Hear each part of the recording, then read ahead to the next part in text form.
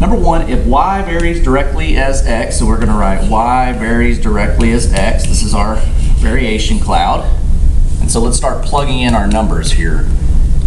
Read carefully here. See how it says x is 9? So that means that 9 is going to go on the bottom when y is 15. So we're going to put 15 on top.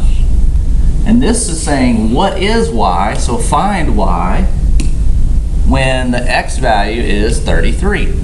So here we go. We are going to cross multiply these two guys right here. We'll grab our calculator. 33 times 15. We get 495. We're going to divide that by our leftover number, 9. And we get an answer of 55. 2, at a birthday party, the first child receives 63 smiley stickers. 63. Let's try that again. 63. The second child gets 126. The third one gets 252. The fourth one gets 504. They're asking what kind of sequence is this? Well, it looks to me like they are multiplying times 2. 63 times 2 is 126. 126 times 2 is 252. 252 times 2 is 504. So our pattern is times 2, and when we're multiplying times a constant, we have a geometric sequence. 3, list the first 5 terms of the following sequence. We are going to write this in calculator language. What I mean is put it in terms of y equals 3 to the x minus 1 power. X minus 1 is going to be as an exponent. So here we go. 3 raised to the power of x minus 1. Let's go to our table. So let's look. Okay, x is our first term. What's our first term? It's 1. If I look at our second term, it's 3. Look at your third term, it's 9. Look at your fourth term, it's 27. And then the fifth term is 81. So 1, 3, 9, 27, 81. Boom, there we go. 4 is asking you to find the constant of variation. A constant of variation is whenever you are just going to make a ratio here, and they tell you how to make the ratio. You're going to make the ratio as y varies directly to x. So let's pick 2 pieces here. Let's take y, 14, and vary it directly to x. Well, 14 divided by 2 is 7. In fact, if you took any of these, 21, let's pick another color here. If I did 21, vary it directly to 3, if I reduce that, I would also get 7. And so you would see that our constant of variation is 7. 5, thinking back to the prior number here, find the constant of variation. So find the constant of variation when y varies directly as x. So y varies directly as x. This is our variation cloud. So let's make our ratio. When y, 8, varies directly to 72. And you can reduce 8 over 72. That's the same as saying it's 1 over 9. If you didn't know that, you could do 8 divided by 72. It would give you 0.1 repeating. You could math frac enter. It would also give you 1/9 as well. So our answer is B. 6, Chris's wages vary directly with the time she works. So wages varies directly with the time. This will be our variation cloud. Let's start filling in our information here.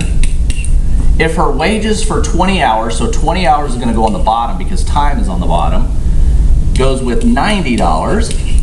What are her wages? So we don't know what the wages are if she works for 42 hours. 42 is going to go on the bottom.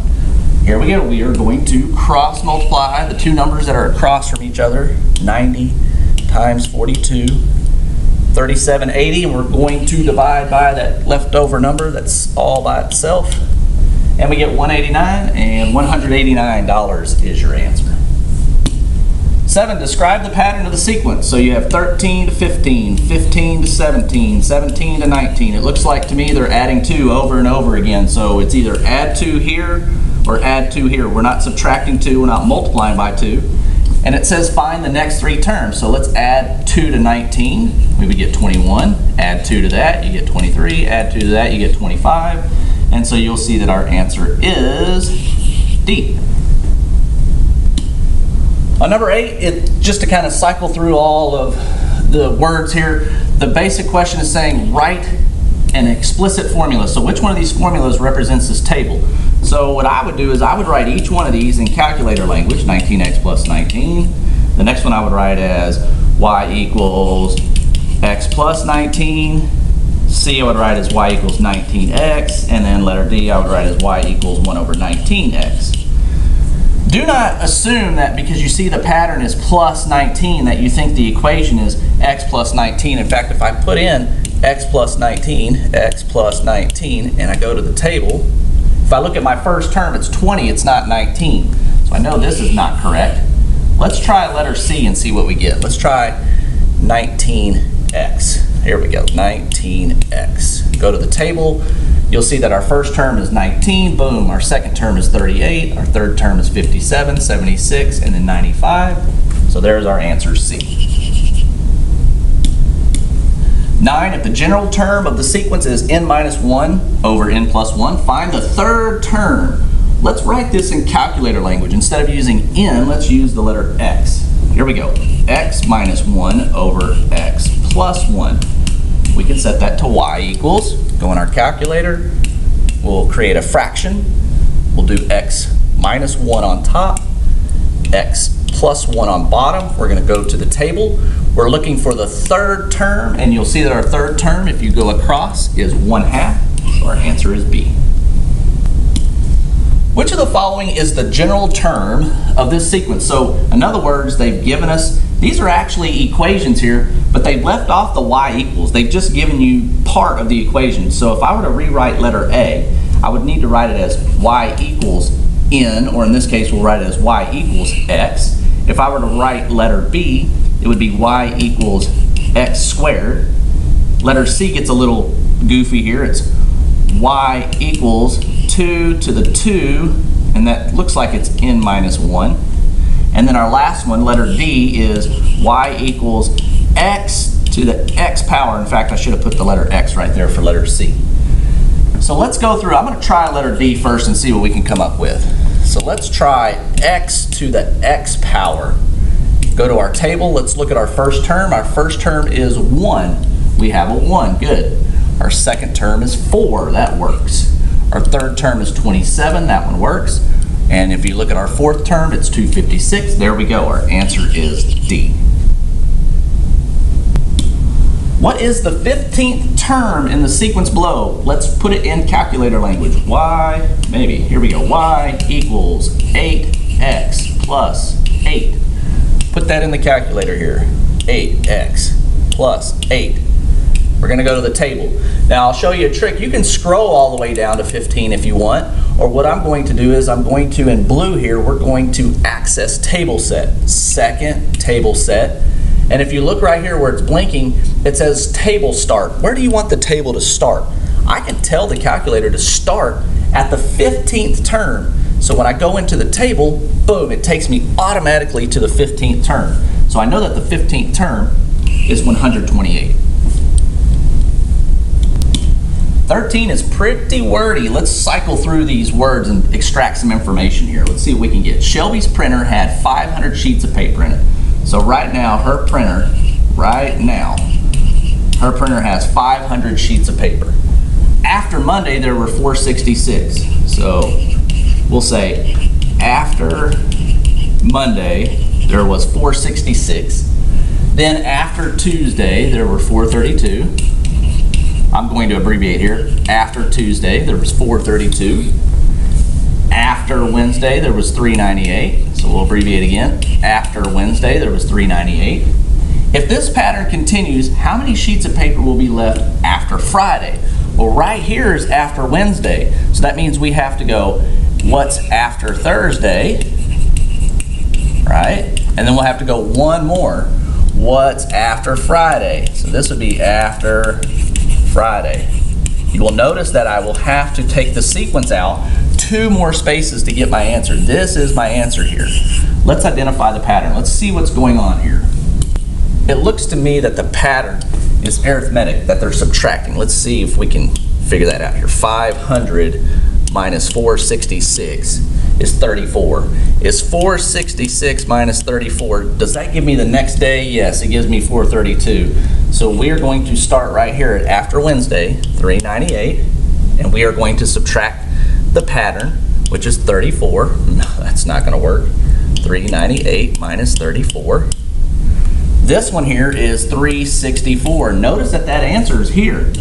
No, they're trying to trick you because the question is saying what's after Friday, so you have to go one more. So we're going to subtract 34 one more time, and you will see that after Friday this number is 330. Our answer is B. Here we go, 14. Raymond is filling his kitchen sink to wash dishes. After 1 minute, so 1 minute, there's 2.75 gallons. So this is 1 minute, there's 2.75. After 2 minutes, there are 5.5 gallons. So this is 2 minutes.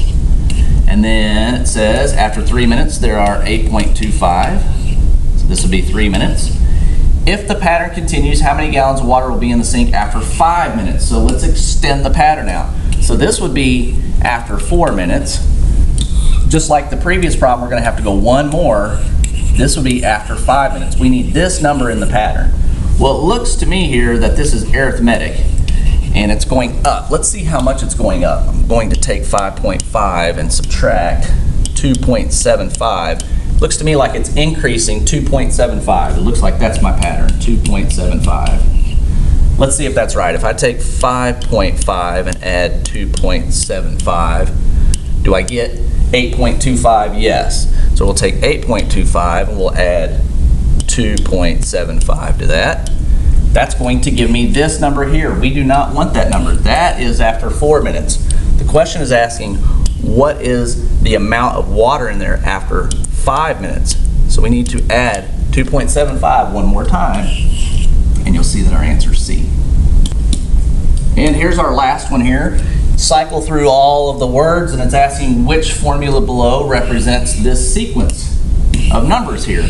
Let's put all these in calculator language. In fact, I'm going to just go straight to the answer here. Let's look at letter B. If I were to rewrite that in calculator language, it would be y equals 250 plus 5 times x minus 1. Let's put this in our calculator, go to the table, and see if our sequence is in the table. So we have it typed in the calculator. Now we're going to go to the table, start with our first number. Is our first number 250 in our sequence? Yes. And then you look, it goes 255, 260, 265, 270, 275.